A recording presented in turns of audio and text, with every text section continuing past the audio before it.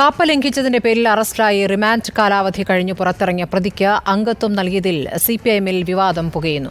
CPM Pathanamthitta ജില്ലാ committee Malayalapuzha സ്വദേശി ചന്ദ്രനാണ് അംഗത്വം നൽകിയത്. മന്ത്രി വീണ ജോർജ് ഉദ്ഘാടനം ചെയ്ത സ്വീകരണ പരിപാടിയിൽ സിപിഎം ജില്ലാ സെക്രട്ടറി കെ.പി. ഉദയഭാനുവാണ് ശരൺചന്ദ്രനെ മാലയിട്ട് സ്വീകരിച്ചത്.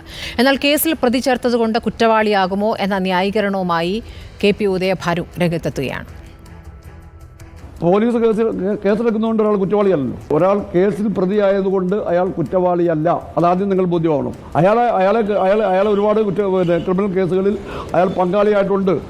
അത് RSSന്റെ രാഷ്ട്രീയമാണ്. ആ RSSന്റെ രാഷ്ട്രീയത്തിന് വേണ്ടിയാണ് അയാൾ അതിൽ പ്രതിയായിട്ടുള്ളത്. അതെല്ലാം അയാൾ ഉപേക്ഷിച്ച് അയാൾ അതിനകത്ത് നിന്നപ്പോൾ നിങ്ങൾക്ക് അയാളുടെ പേരിലൊരു വാർത്തയുമില്ല. അയാൾ പരിശുദ്ധനാണ്. ഇപ്പോഴോ അയാൾ അത് വിട്ടുകഴിഞ്ഞപ്പോഴാണ് അദ്ദേഹം ക്രിമിനലായി മാറുന്നു. കാപ്പ എന്ന് പറയുമ്പോൾ നിങ്ങൾ മനസ്സിലാക്കുക, അത് പോലീസ് അവരെ കുറ്റകൃത്യങ്ങളിൽ നിന്ന് വിമുക്തമാക്കാൻ വേണ്ടി ചെയ്യുന്ന ഒരു നടപടിയെന്ന് മാത്രമേ നിങ്ങൾ മനസ്സിലാക്കൂ. അത് പൊതുപ്രവർത്തകരുടെ പേരിൽ ഒരിക്കലും എടുക്കാനും പാടില്ല. പ്രവീൺ പുരുഷോത്തമനുണ്ട് വിവരങ്ങളുമായി. പ്രവീൺ, ഇപ്പോൾ പത്തനംതിട്ടയിൽ CPM-നാകെ തന്നെ ഈ അഭിപ്രായമാണോ? കാപ്പ ചുമത്തിയത് RSSകാരനായിരുന്നപ്പോഴാണ്. അന്ന് അയാൾ ഒരുപാട് ക്രിമിനൽ കുറ്റകൃത്യങ്ങൾ ചെയ്തിട്ടുണ്ട്. ഇപ്പോൾ പരിശുദ്ധനായി CPM-ലേക്ക് വരുന്നു. ഇതാണോ വാദം?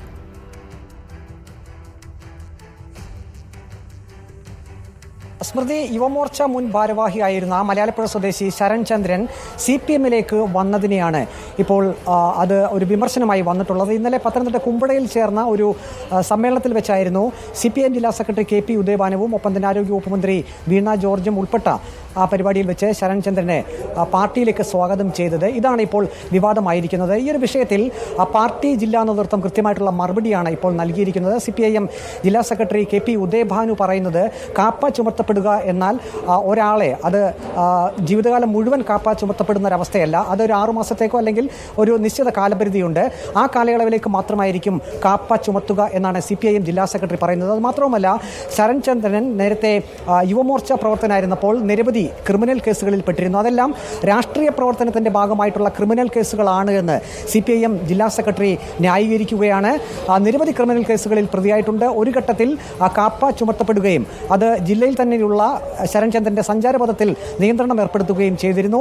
പോലീസിന്റെ റിപ്പോർട്ടിൽ കൃത്യമായും നിരവധി കുറ്റകൃത്യങ്ങളിൽ ശരൺചന്ദ്രൻ പ്രതിയാണ് എന്ന് പറയുന്നുണ്ട്. ഈ ഒരു സാഹചര്യത്തിൽ ഇനിയും വീണ്ടും കുറ്റകൃത്യങ്ങളിൽ ഏർപ്പെട്ടാൽ അത് കാപ്പ അതിന്റെ നാടുകടത്തുന്ന ഉൾപ്പെടെയുള്ള നടപടികളിലേക്ക് പോകും എന്നുള്ള ഒരു റിപ്പോർട്ടും നേരത്തെ പുറത്ത് വന്നിരുന്നു. അതിനുശേഷം അതായത് കാപ്പ 15 വകുപ്പ് ചുമത്തിയതിനു ശേഷവും 308 വകുപ്പ് പ്രകാരമുള്ള കേസുകളിൽ ശരൺചന്ദ്രൻ പ്രതിയായിരുന്നു. അതിനുശേഷം കോടതിയിൽ ഹാജരാക്കപ്പെടുകയും അവിടെ നിന്ന് ജാമ്യം ലഭിക്കുകയും ചെയ്തിരുന്നു. വീണ്ടും അറസ്റ്റ് ചെയ്യപ്പെടുകയും പിന്നീട് കോടതിയിൽ ഹാജരാക്കി റിമാൻഡ് ചെയ്യപ്പെടുകയും ചെയ്തിരുന്നു. അങ്ങനെ റിമാൻഡ് കാലാവധി കഴിഞ്ഞ് പുറത്തിറങ്ങിയ ശേഷമാണ് ശരൺചന്ദ്രനെ ഇന്നലെ കുമ്പടയിൽ വെച്ച് CPM ജില്ലാ നേതൃത്വം പാർട്ടിയിലേക്ക് സ്വീകരിച്ചത്. എന്നാൽ ഈ ഒരു വിവാദം ഇപ്പോഴും തുടരുമ്പോഴും പാർട്ടി ജില്ലാ നേതൃത്വം ആവർത്തിച്ച് പറയുന്നത് ശരൺചന്ദ്രനെ പാർട്ടിയിലേക്ക് സ്വീകരിച്ചതിൽ തെറ്റില്ല എന്നാണ്. അതായത് നേരത്തെയുള്ള കേസുകൾ അത് നേരത്തെ അയാൾ വിശ്വസിച്ചിരുന്ന പാർട്ടിയുടെ പ്രവർത്തനത്തിന്റെ ഭാഗമായിട്ടുള്ള ക്രിമിനൽ കേസുകളാണ്.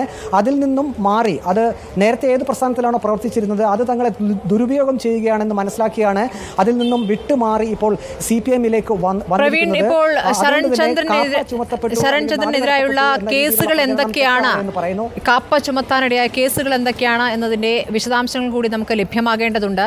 സാധാരണഗതിയിൽ RSSൽ നിന്നും BJP-യിൽ നിന്നും CPM-ലേക്ക് ആളുകൾ എത്തുക എന്നത് CPM-നെ സംബന്ധിച്ച് അത് നടപ്പാക്കുന്ന കാര്യമാണ്. കണ്ണൂരിലൊക്കെ അത്രയധികം പ്രവർത്തകരെയും ചെറിയ നേതാക്കളെയും പാർട്ടിയിൽ എത്തിക്കുന്ന ശ്രമങ്ങളും ഉണ്ടായിട്ടുണ്ട്. ഇതിപ്പോൾ ഈ കാപ്പ ചുമത്താനിടയായ കേസുകൾ അതിന്റെ ഡീറ്റെയിൽസ് അറിയാമോ പ്രവീണ്?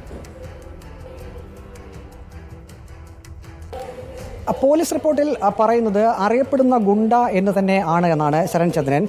അതിനുശേഷം പറയുന്നത് പത്തനംതിട്ട മലയാലപ്പുഴ പോലീസ് സ്റ്റേഷനുകളിലായി അതിൻ്റെ സമീപ പ്രദേശങ്ങളുമായി നിരവധി കേസുകളുണ്ട്. അത് സൂചിപ്പിക്കുന്നത് അടിപിടി, നരഹത്യാശ്രമം, അസഭ്യം വിളി, സംഘം ചേർന്നുള്ള ആക്രമണം, സ്ത്രീകളെ ശല്യം ചെയ്യൽ തുടങ്ങി ഇന്ത്യൻ ശിക്ഷാ നിയമത്തിലെ വിവിധ വകുപ്പുകൾ പ്രകാരമുള്ള കേസുകൾ ശരൺചന്ദ്രനെതിരെ ഉണ്ട് എന്ന് പോലീസ് റിപ്പോർട്ടിൽ തന്നെ വ്യക്തമായും പറയുന്നുണ്ട്. ഇദ്ദേഹത്തിൻ്റെ അപരനാമം ഇഡലി എന്നും ആണെന്നും പോലീസ് റിപ്പോർട്ടിൽ പറയുന്നുണ്ട്.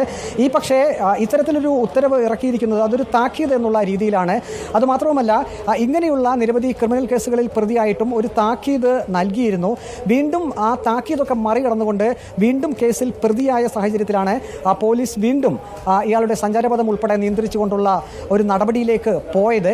ഏതായാലും റിമാൻഡ് കാലാവധി കഴിഞ്ഞ ശേഷം മുൻ യുവമോർച്ച പ്രവർത്തകനായിട്ടുള്ള ശരൺചന്ദ്രൻ പുറത്തിറങ്ങുകയും അതിനുശേഷം CPM-ന്റെ ഒരു സ്വീകരണ പരിപാടിയിൽ പങ്കെടുക്കുകയും അവിടെ വെച്ച് പാർട്ടി ജില്ലാ നേതൃത്വം തന്നെ സ്വീകരിക്കുകയുമാണ് ചെയ്തിരിക്കുന്നത്. പക്ഷേ ഇക്കാര്യത്തിൽ നേരത്തെ സൂചിപ്പിച്ചതുപോലെ പാർട്ടി ജില്ലാ കമ്മിറ്റിയും ഒപ്പം തന്നെ CPIM ജില്ലാ സെക്രട്ടറിയും ആവർത്തിച്ച് വ്യക്തമാക്കുന്നത് ഈ ശരൺചന്ദ്രൻ എന്ന ആൾ CPM-ലേക്ക് വന്നതിൽ ഒരു തെറ്റുമില്ല എന്ന് തന്നെയാണ്.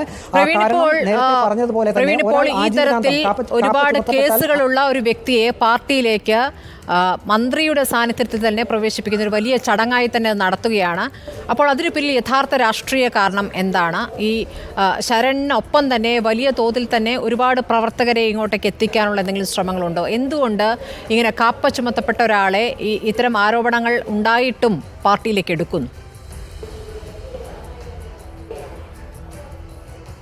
ശരൺചന്ദ്രൻ നേരത്തെ ശബരിമല വിഷയവുമായി ബന്ധപ്പെട്ട് കേസിൽ പ്രതിയായിരുന്നു. അതിനുശേഷം യുവമോർച്ചയിൽ പ്രവർത്തിക്കുമ്പോൾ DYFI-യുമായിട്ടുള്ള നേരിട്ടുള്ള വിവിധ സംഘടന കേസുകളിലും പ്രതിയായിട്ടുണ്ട്. അപ്പോൾ അത്തരത്തിൽ നിരവധി കേസുകൾ ഇക്കാര്യത്തിലുണ്ട്.